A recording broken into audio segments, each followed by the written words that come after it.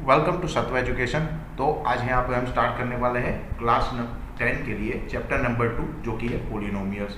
तो पोलिनोमियल्स हम क्लास 9 में पहले सीख चुके हैं, पर यहाँ पे हम पोलिनोमियल्स पे जाने से पहले हम कुछ चीज़ें यहाँ पे सीख लेंगे, जिसमें से एक चीज़ है कि टर्म क्या होती है। ठीक है, तो ये देखिए, कोई भी हमने देखा था कि क्लास 9 में कि जो भी पोलिनोमियल होता है उसे हम क्या बोलते हैं, पी ऑफ एक्स बोलते हैं। ठीक है, तो p of x is equal to हमारे पास एक एल्जेब्रिक इक्वेशन है 2x। ठीक है, तो यहाँ पे देखिए, ये जो हमारा एल्जेब्रिक इक्वेशन है उसे टर्म कैसे बोलेंगे, तो उसमें हमारे पास सबसे पहले क्या होता है, एक जो नंबर होता है उसे हम क्या बोलेंगे, कोएफिशिएंट ऑफ एक्स बोलेंगे। और ये एक्स जो होता है वो क्या होता है, वो होता है वेरिएबल। ठीक है, तो ये दो चीज मिलके हमारा क्या बनता है, एल्जेब्रिक इक्वेशन। ठीक है, उसे हम क्या बोलेंगे, पोलिनोमियल। तो पोलिनोमियल बेसिकली क्या होता है, सिंपल डेफिनेशन उसकी अगर दी जाए तो पोलिनोमियल होता है कि जब एक या एक से ज़्यादा टर्म उसका एडिशन सब्सट्रैक्शन होता है तो उसे हम क्या बोलेंगे, पोलिनोमियल। ठीक है, जिसमें एक से ज़्यादा एल्जेब्रिक इक्वेशन ऐड होते हैं या सब्ट्रैक्ट हो रहा हो। ठीक है, तो हमने क्या देखा अभी कि टर्म क्या होता है। तो ये टर्म बहुत इंपॉर्टेंट है क्योंकि इसके अकॉर्डिंग हमें पोलिनोमियल को हम क्लासीफाई कर सकते हैं। कैसे, देखिए यहाँ पे जो सबसे पहली टर्म है हमारे पास 2x है। ठीक है, तो यहाँ पे कितना टर्म कितनी हो गई हमारे पास, नंबर ऑफ टर्म्स कितनी हो गई, नंबर ऑफ टर्म्स हो गई 1। तो वैसे वाली पोलिनोमियल को हम बोलेंगे मोनोमियल पोलिनोमियल। ठीक है, फिर नेक्स्ट अगर देखें तो आप 2x प्लस 5 है। ठीक है, तो यहाँ पे देखिए, एक टर्म तो है हमारी 2x और दूसरी जो टर्म हो गई हमारी वो हो गई 5। ठीक है, तो ये 2x प्लस 5 कितनी टर्म हो गए, टोटल नंबर ऑफ टर्म्स हमारे पास हो गए 2। तो उसे हम बोलेंगे बिनोमियल पोलिनोमियल इक्वेशन।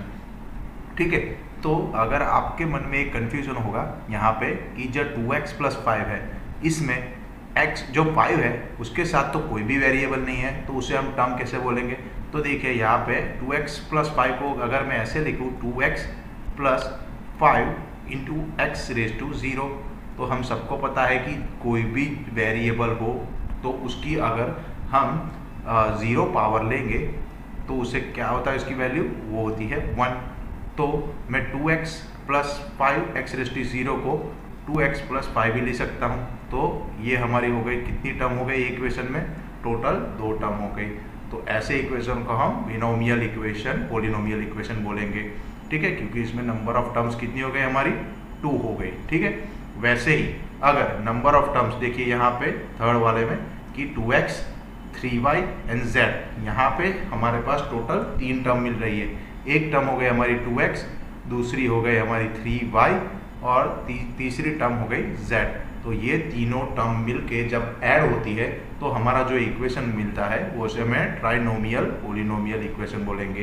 तो ये तो हो गया हमारा पोलिनोमियल इक्वेशन का classification according to the term. अभी हम देखेंगे नेक्स्ट उसकी पोलिनोमियल इक्वेशन की डिग्री क्या होती है। ठीक है, तो डिग्री के हिसाब से अभी हम पोलिनोमियल इक्वेशन का क्लासिफिकेशन करेंगे।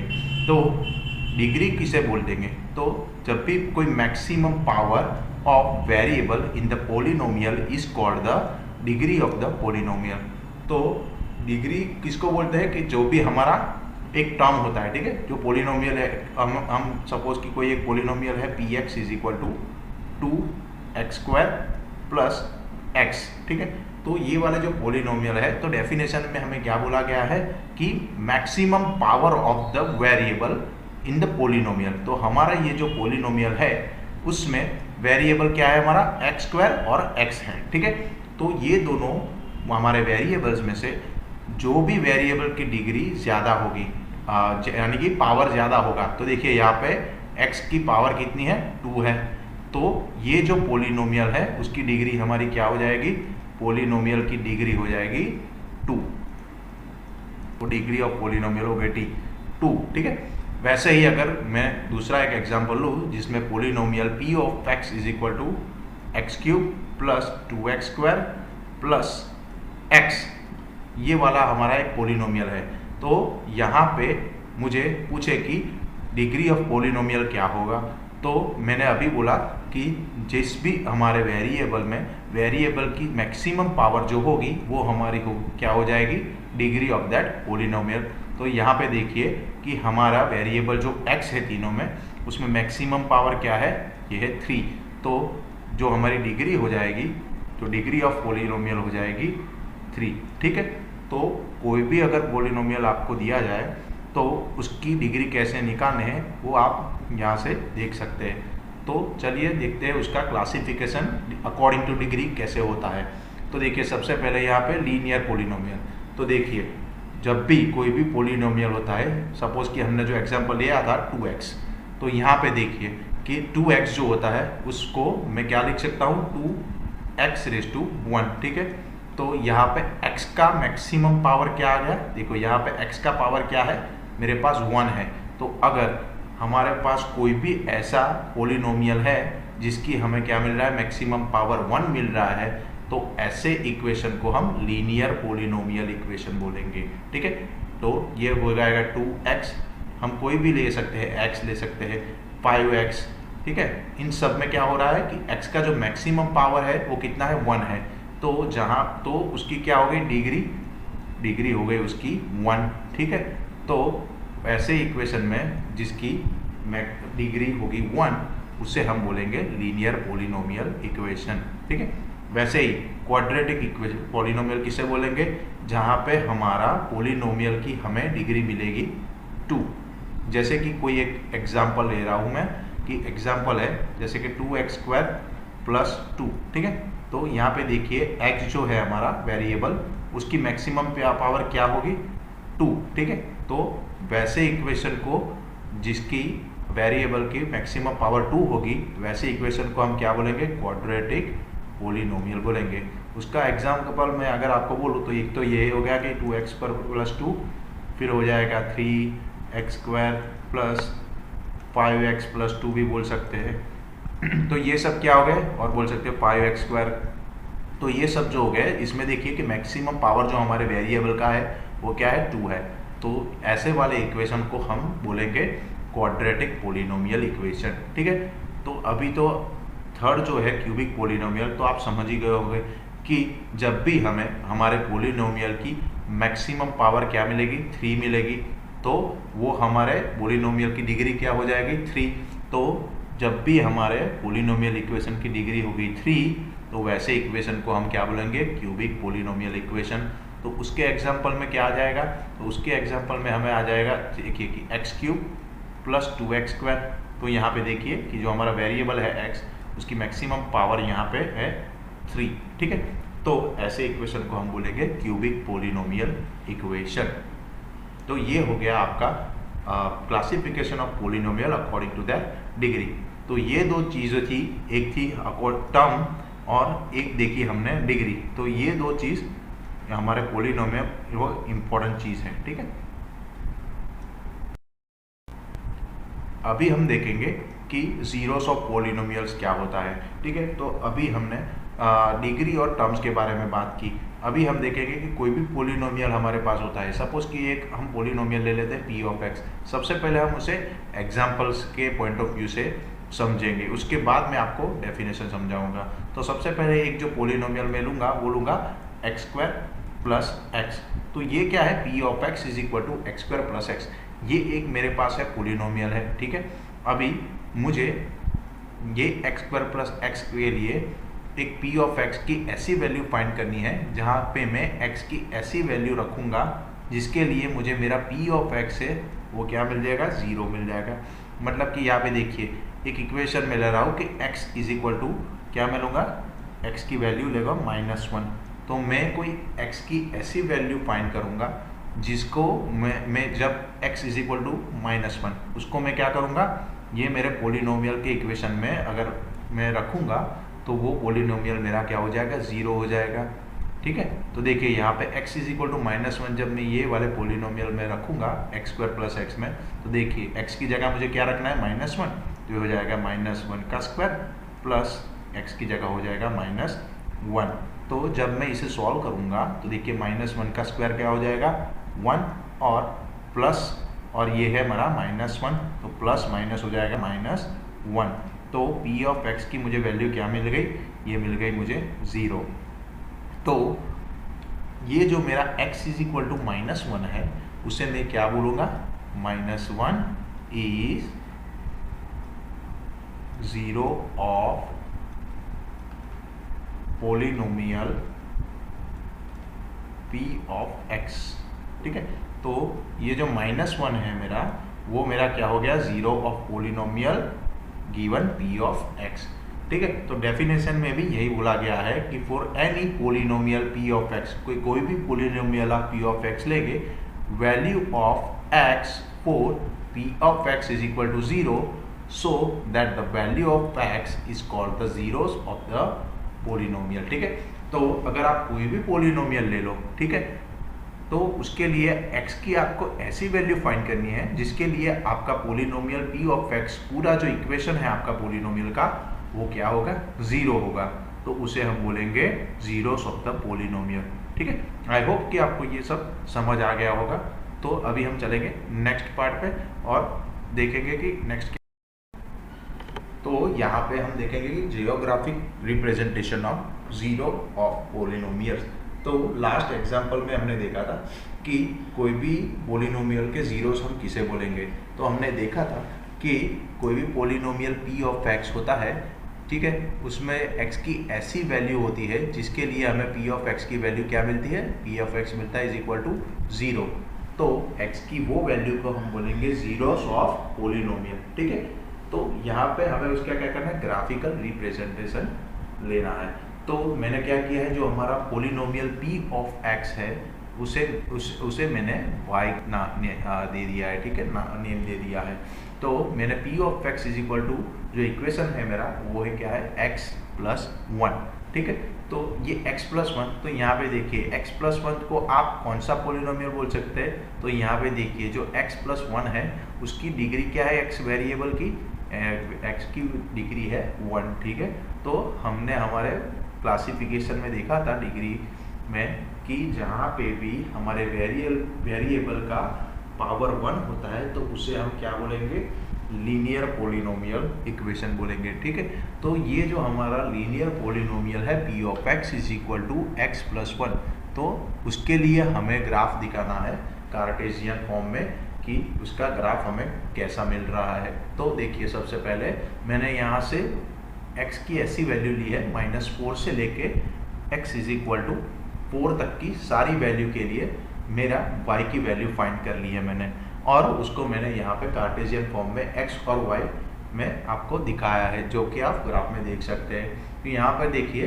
कि जो सभी पॉइंट को जब मैं कनेक्ट करूँगा तो ये जो मुझे मिल रहा है वो क्या मिल रहा है, एक स्ट्रेट लाइन मिल रही है। ठीक है, तो हमें ये पता तो चल गया कि जब भी आप कोई भी लीनियर पोलिनोमियल इक्वेशन होगा आपका, उसके लिए आप कार्टेशियन कोऑर्डिनेट में उसका ग्राफ बनाएंगे तो वो क्या मिलेगा, आपका स्ट्रेट लाइन मिलेगा।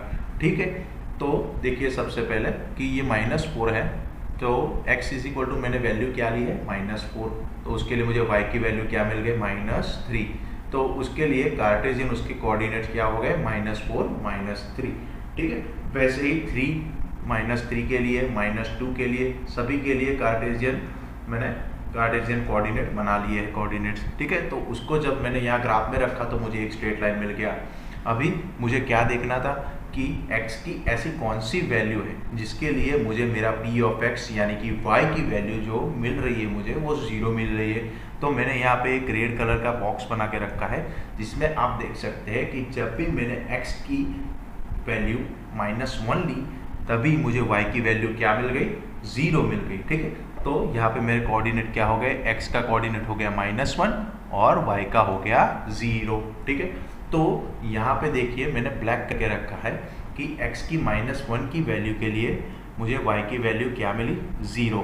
तो एक और चीज़ आप यहाँ पे देख सकते हैं कि x की, तो ये जो 0 मिली है, तो जहाँ पे भी आप ग्राफ से आपको अगर ग्राफ दिया गया हो, ये सपोज कि आपको एक ग्राफ दिया गया हो और आपको बोला गया हो कि आपको जीरोस फाइंड करना है ग्राफ देख के, तो आप सीधा कहाँ देखेंगे कि जहाँ पे भी x की वैल्यू हमें क्या मिलेगी, x की वैल्यू को ग्राफ में जो हमें लाइन मिल रही है इक्वेशन के लिए, तो वहाँ जो x की जो लाइन होती है -x और x का जो, तो वहाँ पे हमारी इक्वेशन की लाइन जहाँ पे उसे टच करेगी x कोऑर्डिनेट में, तो वो पॉइंट को हम क्या बोलेंगे, हमारा जीरोस ऑफ द पोलिनोमियल।